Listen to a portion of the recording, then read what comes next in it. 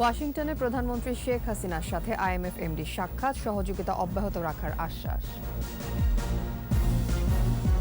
দুদকের মামলায় ক্যাসিনো কাণ্ডের হোতা সেলিম প্রধানের ৮ বছর কারাদণ্ড। গাজীপুর সিটি নির্বাচনে স্বতন্ত্র প্রার্থী জাহাঙ্গীরের মনোনয়ন বাতিল, তার মায়েরটা বৈধ।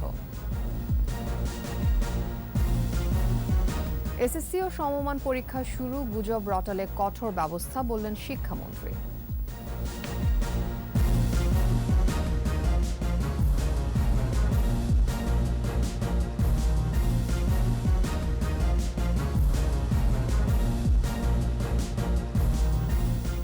শুনছিলেন ফার্স্ট সিকিউরিটি ইসলামী ব্যাংক লিমিটেড সংবাদ শিরোনাম। আমন্ত্রণ জানাচ্ছি দুপুর 2টার 21 সংবাদে। আপনাদের সাথে থাকছি আমি তাসনিমা ফিফা। দর্শক, 21 টেলিভিশনের সংবাদ একই সাথে সরাসরি দেখতে পাবেন আমাদের ফেসবুক পেজ www.facebook.com/2124 অনলাইনে। সংবাদ আরও থাকছে। প্রকৃতিতে কাঠ গোলাপের অনাবিল সৌন্দর্য, কারো কাছে মৃত্যুহীন প্রাণের প্রতীক, আবার কোথাও পবিত্রতার উৎস।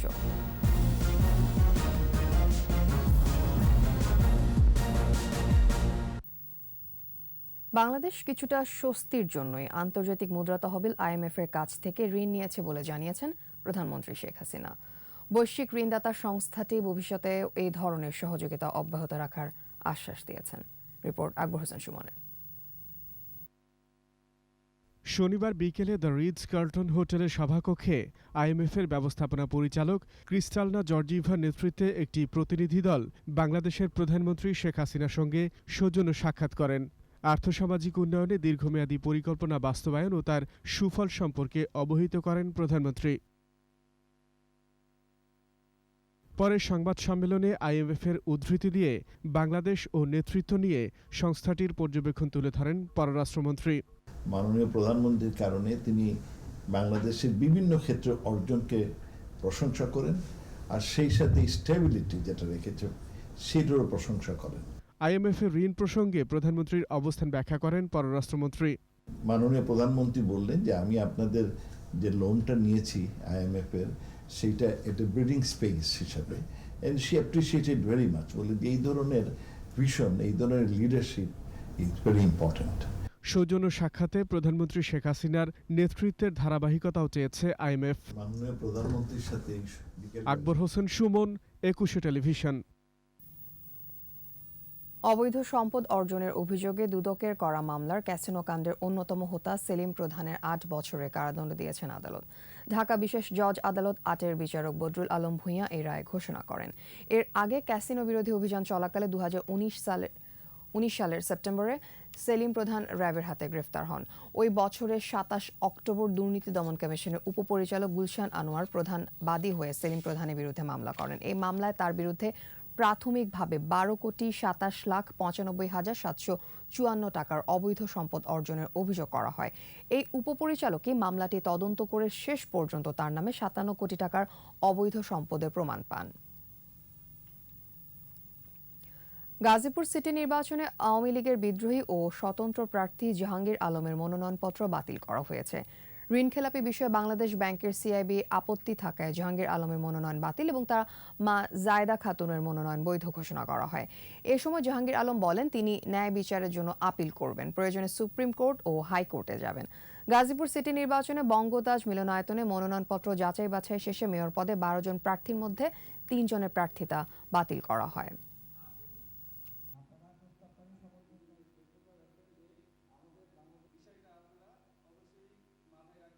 রিটার্নিং অফিসারের সিদ্ধান্ত হলো জনাব মোহাম্মদ জাহাঙ্গীর আলম বাংলাদেশ ব্যাংক হইতে ঋণপ্রাপ্তি হওয়ায়, জামিনদাতা হওয়ায় তার আবেদনটি বা মনোনয়নপত্রটি বাতিল করা হলো।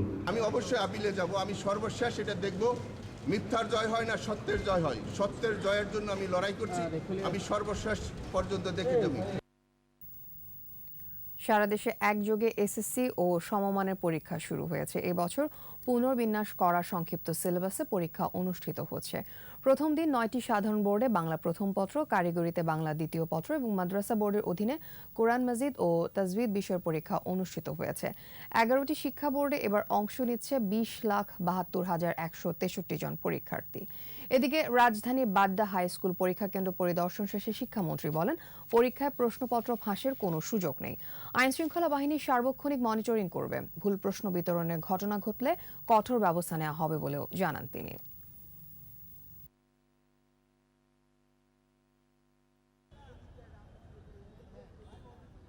প্রশ্ন ফাঁসির সুযোগ নেই, গুজব রটাতে পারে, সেই গুজব রটালে ধরা পড়লে কঠোর শাস্তি হবে। আর ভুল ভ্রান্তি যেটা, ওটা তো ভুলই। তবে গতবার যে কয়েকটি জায়গায় এইরকম ভুল হয়েছে, তাদের সেই ভুলের খুব কড়া মাসুল দিতে হয়েছে।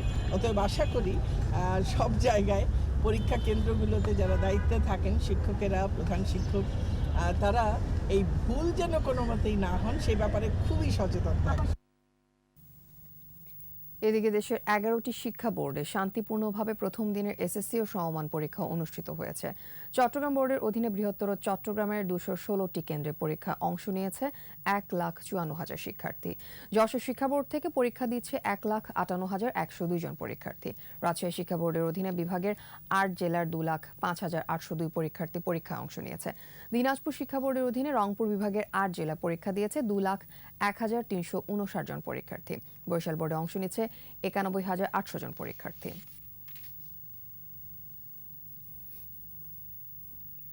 ব্যয় সংকোচনের চাপ সত্ত্বেও আগামী বাজেটের আকার বাড়ছে প্রায় 80,000 কোটি টাকা। উচ্চ প্রবৃদ্ধির লক্ষ্যমাত্রার সাথে নির্বাচনী বছরের বাজেটে থাকছে ভর্তুকির চাপও।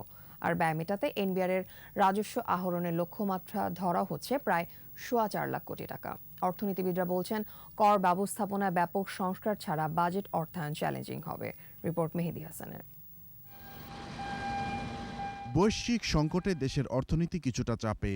ব্যয় সাশ্রয়ী নীতিতে হাঁটছে সরকার। ধাপে ধাপে কমানো হচ্ছে বিদ্যুৎ, জ্বালানি ও সারের ভর্তুকি। তবুও আসছে বাজেটে সরকারকে বড় ভর্তুকি গুনতে হবে। এছাড়া মূল্যস্ফীতির চাপে থাকা সাধারণ মানুষকে স্বস্তি দিতে খাদ্য ও সামাজিক নিরাপত্তা খাতে বিপুল অর্থের প্রয়োজন হবে। ঋণের সুদ পরিশোধ, বেতন ভাতা সহ নানা উন্নয়ন খাতেও বাড়বে ব্যয়। নানামুখী এমন চাপ সত্ত্বেও 2023-24 অর্থবছরে রেকর্ড পরিমাণ অর্থ ব্যয় করতে চায় সরকার। অর্থ মন্ত্রণালয় সূত্র বলছে, আগামী অর্থবছরে বাজেটের আকার হতে পারে 7,59,955 কোটি টাকা। চলতি অর্থবছরের 6,78,000 কোটির চেয়ে প্রায় 80,000 কোটি টাকা বেশি। বেশ কয়েক দফা বিদ্যুৎ ও জ্বালানির মূল্য সমন্বয়ের পরও কমছে না ভর্তুকি। অন্যদিকে বড় উন্নয়ন প্রকল্পগুলো ঋণের দায় পরিশোধ শুরু হলে বাড়বে সুদের চাপও। সব মিলিয়ে আসছে অর্থবছরের বাজেটে ঋণের সুদ পরিশোধ আর ভর্তুকির ব্যয় সামলাতেই খরচ হবে মোট বাজেটের প্রায় 27%। সুদের ব্যয় এই বছর 1 লক্ষ কোটি টাকা ছাড়াবে প্রথমবারের মতো। এটা একটা সুসংবাদ নয়, এবং প্রবৃদ্ধিটা হচ্ছে 27%। সেটা আরেকটা দুঃসংবাদ। আগামী বছর কী হবে জানি না, কিন্তু এইভাবে যদি বাড়তে থাকে তাহলে কিন্তু আমরা ঋণগ্রস্ত দেশ হিসেবে পরিণত হতে পারি। যে আমার আয়ের 3 ভাগের 1 ভাগই যদি আমি ইন্টারেস্টে দিয়ে দিই, 3 ভাগের 1 ভাগ যদি আমি সাবসিডিতে দিয়ে দিই, থাকলোটা কি? তাহলে আমি শিক্ষা খাতে কী ব্যয় করবো, স্বাস্থ্য খাতে ব্যয় কী করবো, সরকার পরিচালনায় কী ব্যয় করব, বিনিয়োগে কী ব্যয় করব, সবই কি ধার করে? চলতি অর্থবছরের ঘোষিত বাজেটে জাতীয় রাজস্ব বোর্ড এনবিআর এর রাজস্ব আদায়ের লক্ষ্যমাত্রা ছিল 3,70,000 কোটি টাকা। আসছে বাজেটে এ লক্ষ্যমাত্রা 15% বাড়তে পারে। অর্থনীতিবিদদের মতে রাজস্ব খাতে বড় ধরনের সংস্কার ছাড়া এত বড় বাজেট অর্থায়ন কঠিন হবে। এই বছরের বাজেটটা খুবই ডিফিকাল্ট হবে, এবং সরকারের পক্ষে বড় কোনো সংস্কার কার্যক্রম হয়তো হাত দেওয়াটা কঠিন হবে রাজনীতির কারণে। তো আশা করব যে ইলেকশন পরবর্তীকালে যেন সরকার, অন্তত পক্ষে যে সরকারই আসুক না কেন, তারা যেন বড় রকমের সংস্কারে হাত দেয় রাজস্ব খাতে, এবং সেখানে যদি পরিবর্তন না আনা হয়, আমাদের যে সরকারই আসুক না কেন বাজেট বাস্তবায়ন হবে না। আগামী বাজেটে সরকারের পরিচালন ব্যয় দাঁড়াতে পারে প্রায় 4,96,955 কোটি টাকা, যা জিডিপির প্রায় 10%। তবুও আসছে বাজেটে প্রবৃদ্ধির লক্ষ্যমাত্রা ধরা হতে পারে 7.5%। মেহেদী হাসান, 21 টেলিভিশন, ঢাকা। আজ মধ্যরাত থেকে শুরু হচ্ছে ইলিশ আহরণ। বিভিন্ন নদীর প্রায় 400 কিলোমিটার এলাকায় চলছে উৎসবের আমেজ। 2 মাস পর নিষেধাজ্ঞা উঠে যাওয়ায় জাল নিয়ে নদীতে নামতে প্রস্তুত জেলেরা। প্রতিনিধিদের তথ্যচিত্রে আরও জানাচ্ছেন সমর ইসলাম। উৎপাদন বাড়ানোর লক্ষ্যে 1 মার্চ থেকে দেশের ইলিশের 6টি অভয়াশ্রমের মধ্যে 5টিতে সব ধরনের মাছ ধরার উপর 2 মাসের নিষেধাজ্ঞা দেয় সরকার। চর-ইলিশার মদনপুর থেকে ভোলার চরপিয়াল পর্যন্ত মেঘনার 90 কিলোমিটার, ভোলার ভেদুরিয়া থেকে পটুয়াখালীর চর রুস্তম পর্যন্ত তেঁতুলিয়া নদীর 100 কিলোমিটার, চাঁদপুরের ষাটনল থেকে হাইমচর পর্যন্ত 70 কিলোমিটার, লক্ষ্মীপুর থেকে চর আলেকজান্ডার পর্যন্ত মেঘনার 30 কিলোমিটার, শরীয়তপুরের নড়িয়া থেকে ভেদরগঞ্জ পর্যন্ত নিম্ন পদ্মার 20 কিলোমিটার এবং বরিশালের হিজলা, মেহেন্দিগঞ্জ ও সদর উপজেলায় মেঘনার প্রায় 82 কিলোমিটার এলাকা জুড়ে এ নিষেধাজ্ঞা চলে। নিষেধাজ্ঞার সময় জেলেদের খাদ্য সহায়তা হিসেবে 40 কেজি করে 4 দফায় 160 কেজি চাল দেয়া হয়েছে। দীর্ঘদিন অলস সময় কাটিয়ে আবারও নদীতে জাল নিয়ে নৌকা ভাসাবেন জেলেরা, তাই কর্মচঞ্চল জেলে পাড়া। অভিযান ইনশাল্লাহ আমরা পালন করছি। আল্লাহর মতো অনেক জালের কাম টাম করতে আছি। 1 তারিখ আল্লাহ দিবসে আমরা নাও দলে নামব। 2 মাস অভিযান নৌকা উসুরে দিয়ে দিলাম। আল্লাহ আসলে এই অভিযান শেষ 1 তারিখে আমরা গাঙ্গে নাম।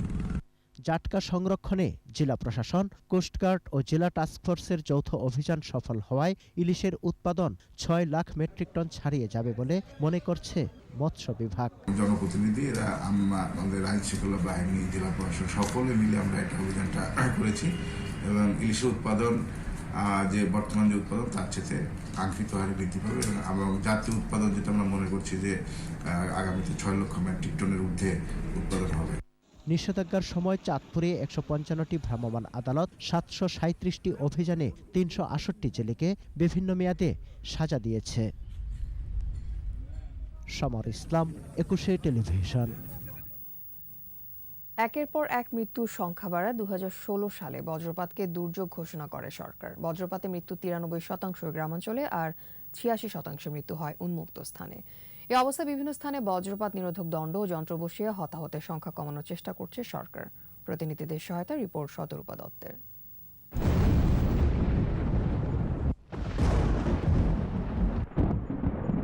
বজ্রপাতে বছরে প্রাণহানির সংখ্যার দিক থেকে বিশ্বে বাংলাদেশের অবস্থান পঞ্চম।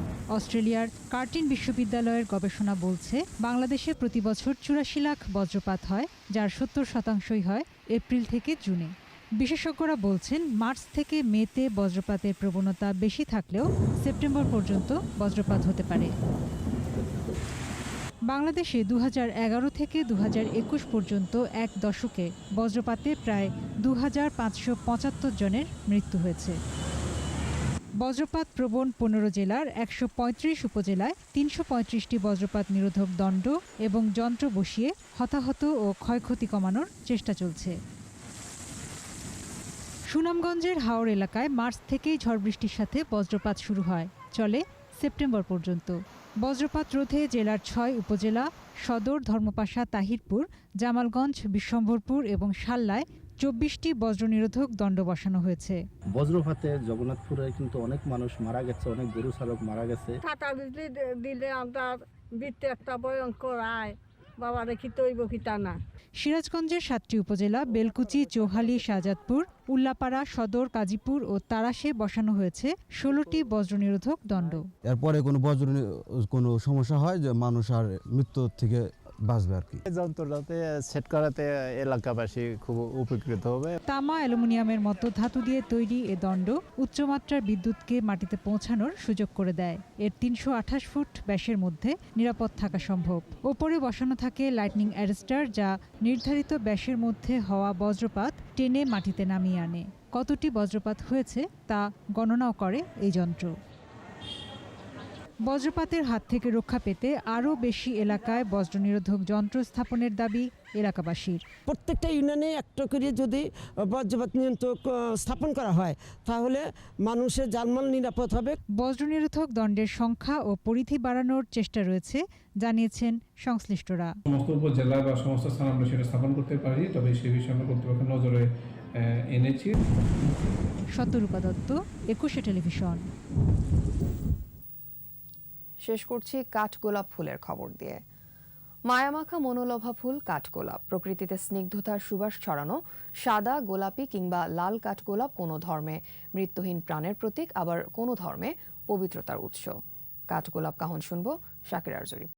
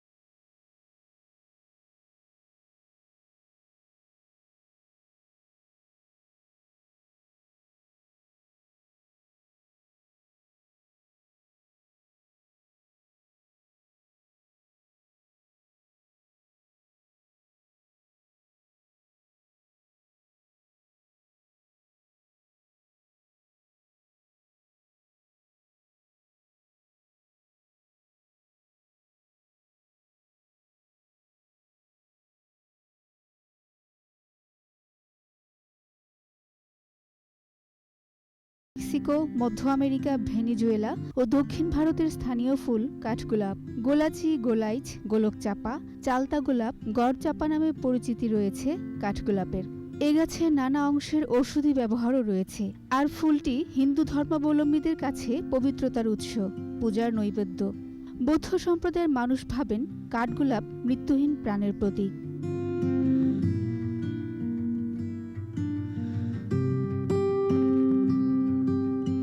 শাকিরা আরজু, একুশে টেলিভিশন, ঢাকা। আর এরই সাথে শেষ করছি দুপুর 2টার 21 সংবাদ। যাবার আগে ফার্স্ট সিকিউরিটি ইসলামী ব্যাংক লিমিটেড সংবাদ শিরোনামগুলো আরো একবার। ওয়াশিংটনের প্রধানমন্ত্রী শেখ হাসিনার সাথে IMF MD সাক্ষাৎ, নেতৃত্বের প্রশংসা। দুদকের মামলায় ক্যাসিনো কাণ্ডের হোতা সেলিম প্রধানের 8 বছর কারাদণ্ড। গাজীপুর সিটি কর্পোরেশন নির্বাচনে স্বতন্ত্র প্রার্থী জাহাঙ্গীরের মনোনয়ন বাতিল। এসএসসি ও সমমান পরীক্ষা শুরু, গুজব রটালে কঠোর ব্যবস্থা বললেন শিক্ষামন্ত্রী।